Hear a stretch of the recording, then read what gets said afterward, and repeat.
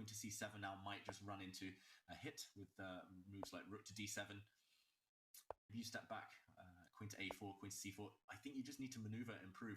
I want to praise Firouzja's king to h2 move, though. That shows he's played a bunch of blitz and bullet in his life. You never want to allow a check when your clock is ticking down. But yeah, it's going to be a long, long grind. It's going to take a while to maneuver and only then start to set up the tactics for white. David, Alireza doesn't step back. What are the chances of him going queen to a8? The move looks crazy. And maybe it's too much because you're lining your queen against the rook, but I don't see an immediate big knight jump. Queen a8, is that a possibility? Wow. I was not looking in that direction at all. David, I know you. You're like, wait, that's a legal square to go to? Yeah, no, that's a really cool move. I think black may be forced to bring the rook up. Well, now definitely rook d7, but even after queen 8, bringing the rook to the 7th rank, this queen on b2, it's really doing excellent work covering so many squares and pieces. But now that the rooks are getting traded off, and okay, this is black's only move according to the engines, but it also is very natural, and replacing the rook with the knight afterwards. Once again, I keep asking this question mainly to myself, but also out loud. How is white going to make progress from there? The d6 pawn is not easy to get to, especially because e4 and f2 and white's camp need to be defended. We saw a shake of the head as well from Jose Martinez before he traded off those rooks. But if I were him, I would be breathing a sigh of relief.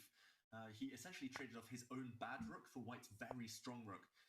It must just be based on a very direct attempt at victory here for Firouzja. He's going in for the kill with the white knight, but the white knight is not jumping any further. There is a check, you can check, but the black king just moves. And look at this, the blue arrow. The computer says white's best move is to admit defeat and go back. Just admit that your last move was mistaken.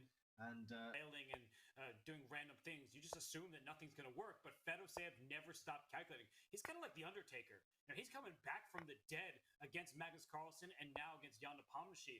And as we dive back into this game between Firouzja and Jose Martinez, well, the same problems persist for black. There's this d6 pawn that's targeted a number of times. But I just don't think white has enough firepower to keep attacking it. Tanya, look at the clock. Jose down now under 13 seconds. He's touching that 10-second mark. He makes the move. He can only shuffle around with the king and stay passive. Keep those pawns defended. There isn't much activity to fight for, but he's taking control of white's king squares, not allowing white's king an entry point, trying to trade off as many pawns as possible. And both players playing on seconds right now. It's still, where is the winning chance? Is white going to march all the way from the queen side over with his king, David? Possibly. I think the simple plan now is there is a threat. Knight to b5.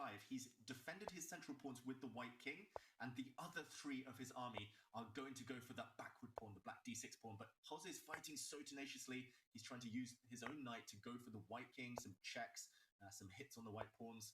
But look at this. All of white's pieces. This is the picture of teamwork. 3 of them ganging up on one sole weakness. Missed opportunity, apparently, according to the computer, but looks very logical to me. And again, the white king defending, the rest of the pieces attacking. Wow. And a piece sacrifice. Desperation from Jozbem here. He's going to get 2 white pawns, but white's going to be left with 1 key remaining pawn.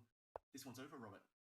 Yes, this was a nice retreating move as well from Firouzja. He secured extra material. Now he stopped his knight from coming to f4. It goes there anyway.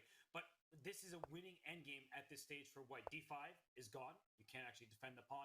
h4 comes next. And as long as you keep your last pawn, do not allow this to get 2 knights and a king versus a bare king, because that is the draw. In fact, Firouzja wins by resignation because he knows